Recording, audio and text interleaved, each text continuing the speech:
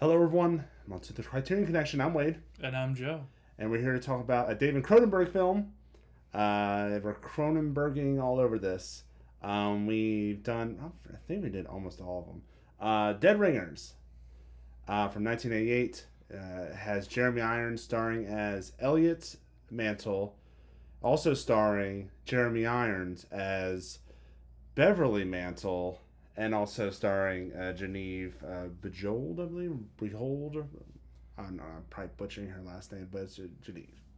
It's based on the novel Twins, which was also adapted into the Arnold Schwarzenegger Danny DeVito film Twins. Well, Same story and everything. there's a fun fact that Ivan Reitman requested of David Cronenberg to change. The movie was going to be called Twins, and he's like, "Can you not use that? Because I have a movie called Twins coming out." And There might be some confusion. little bit of vibe not working out here. And the movie where Junior is also spun off from this. He has to go to the gynecologist. So it's about two identical twin gynecologists. We start the movie them as kids Yeah. who probably look what David Cronenberg looks like when he was a kid. Yeah.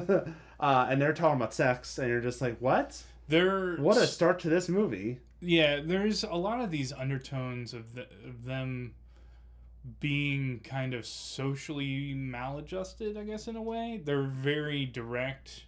And I wonder if it's like a neurodivergence like being presented there.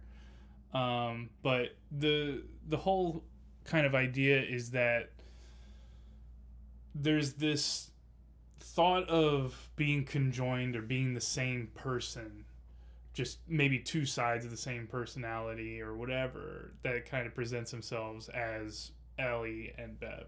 Yeah. Ellie's more kind of stern, professional, is kind of a jerk sometimes. He's very charismatic, but very cold. Yes, and He's very, like, more than Bev, Ellie has those, like, almost sociopathic, psychopathic tendencies. Yeah.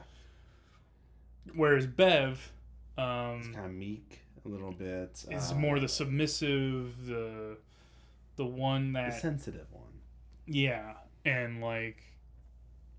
But they're both... What's really cool is that this movie doesn't fall into that, like, easy trope of the brothers don't like each other. Their relationship is very complicated, but they very much love one another. Yeah. And care deeply about one another. Of course, we find out later in the movie that there's some other things going on beneath the surface dealing with that, where they feel like they're kind of intertwined. Yeah. Without one, the other dies. Yeah. Kind of thing. It's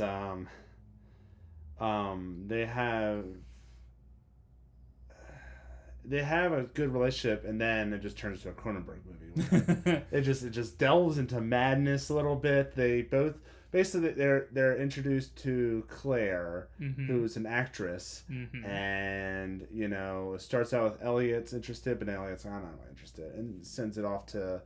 It reveals that they have like this like kind of thing where they're kind of like swapping. They swap places when dealing with women, because apparently Bev doesn't have game, I guess.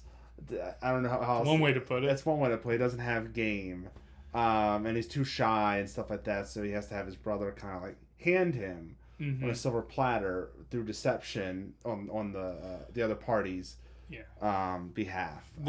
This is literally every person's worst nightmare when dealing with like identical twins. Yeah, and Bev has a little bit of like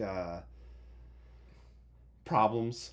Yeah, they have problems under the surface. You see it when they, him and Claire have sex. Mm-hmm. That's where it's like, whoa, you have kind of like a dark side to yourself a little bit, and it gets worse when drugs or like pills are involved, and it just gets. By the way, I had to mention again, they are gynecologists, and let's just say at some point there are modified tools. They're on the cover of a lot of it. I was like, that's what it makes. Custom tools. Claw, like a claw finger. Yeah. And that kind of, you see that present pretty early on their fascination with women and sex when they're kids. It's a brief like intro scene before they cut to them being grown. But they have this kind of fascination, which is what makes me think there's some sort of neurodivergence going on. They have like a real obsessiveness about it. Like there's a point where there's a small scene where a patient is talking to one of the brothers and asking them to do something because she's comfortable with them as her gynecologist. And they're like, we don't work on men. The problem is your husband. It's not you. We only do women. Yeah. And it's like, it's that like hard and fast obsessiveness that kind of presents itself at several points in the movie. But that whole like twin magic, like trading places kind of thing, your Parent Trap. This is like the super dark version of that. And we also have to highlight Jeremy Irons. Incredible in both roles. Mm-hmm. Apparently originally it was supposed to be Robert De Niro. Robert De Niro was like, no. And William Hurt turned it down. He would have been good. So Jeremy Irons, who's generally kind of unknown at this point, he comes in and he has, it's when you first see like they look very similar. How am I gonna tell the difference between the two? But like they have different postures. Yeah. They have different kind of way. Sometimes at times Bev has a different way of speaking. Yeah. And basically Ellie talks like Jeremy Irons in like Die Hard with a Vengeance, like that cold kind of like maybe a little swagger to it. Mm-hmm. And that it wouldn't be Cronenberg if it didn't have some weird stuff. Body horror. This is probably tame in body horror. Yeah. And as you mentioned off camera, you mentioned it's the implication that's more Cronenberg than. Yeah, there's a lot of these implied scenes, and I'm sure they were like cut if they were shown. But like to go with your point, there's actually a section in the movie where Claire has that meeting with the woman where she finds out that Bev has the Mantle Boys, a twin. And that woman's like, oh yeah, you can easily tell them apart though. And it's not until that point, like, she's worried about being able to tell them apart, but like when she meets them, that scene in the restaurant, bar, whatever they call it, you know, I think it's the first time where she kind of sees everything, and then when Ellie meets her in the trailer, she's like, where he asks, like, can you really, like, am I that different from my brother? Yeah. And she's like, yep. And it's, you know, Jeremy Irons' performance really sells that, because there's those points where it's really hard to tell. Yeah. But like as you watch the movie, as you get to know the characters, as Bev gets more unhinged, it becomes much more obvious. They both become unhinged. Oh, Bev is like Bev is just crazy with like just like kind of like not relapsing, like having withdrawal. Mm-hmm. Just the he gets hit with depression real hard. Yes. When, you know, he finds someone that's not his brother, and he clings on to it, and then they go away, and now it's like I think Claire said it best to Ellie.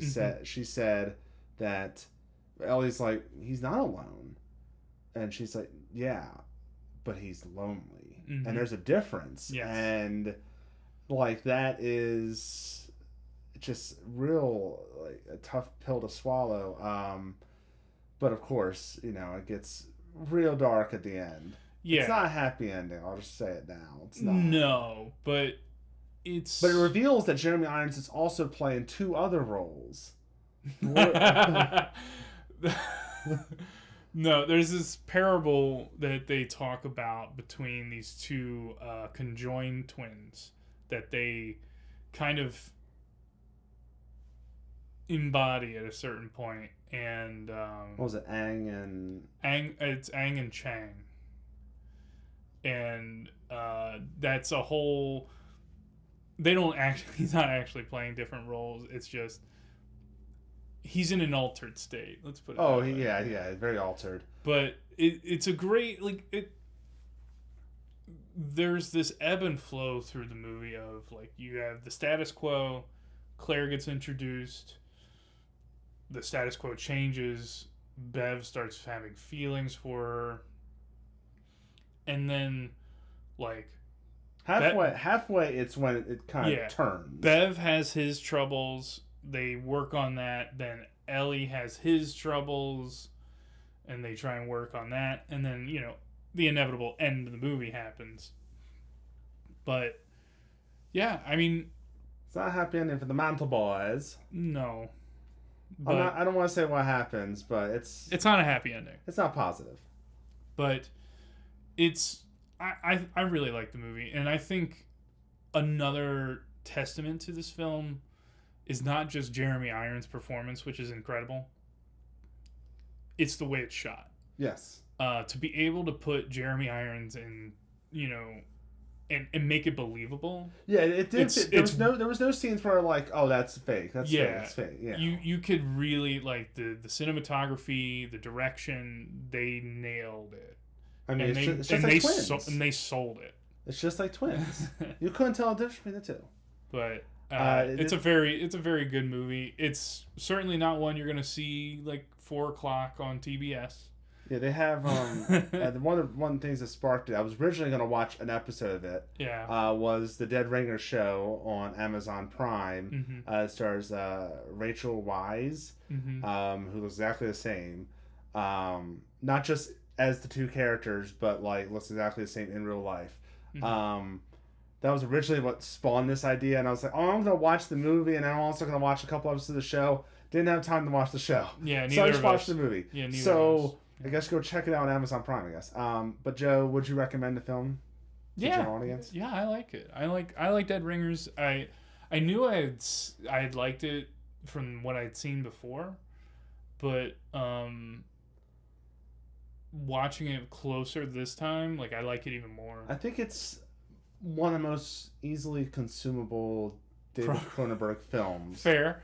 And it's incredibly unsettling. It's unsettling, and I mean the not just like the implements, but also like what they're wearing in the operating room. Those red guards. It's so wild. And I'm like, it feels very surreal. It feels like kind of like this is like you would see in like in a Clockwork Orange, where like it's like real surreal. I feel like that's almost an homage to like those Italian horror movies where it's like that big splash of color.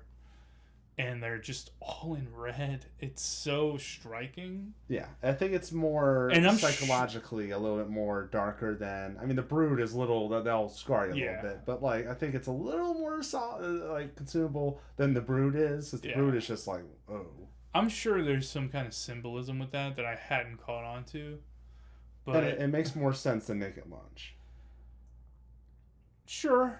I mean, I liked all those movies. I liked them too. I'm just saying, for a general audience, this one I feel like it'll be easier. It's easier to digest. Yeah, I think this would. I feel like this was probably a big hit, like on HBO back then. Oh, probably, yeah. 1988, probably, yeah. That's when HBO was like really on the on the this would have been like an HBO watch. You're not going to see it on cable. No.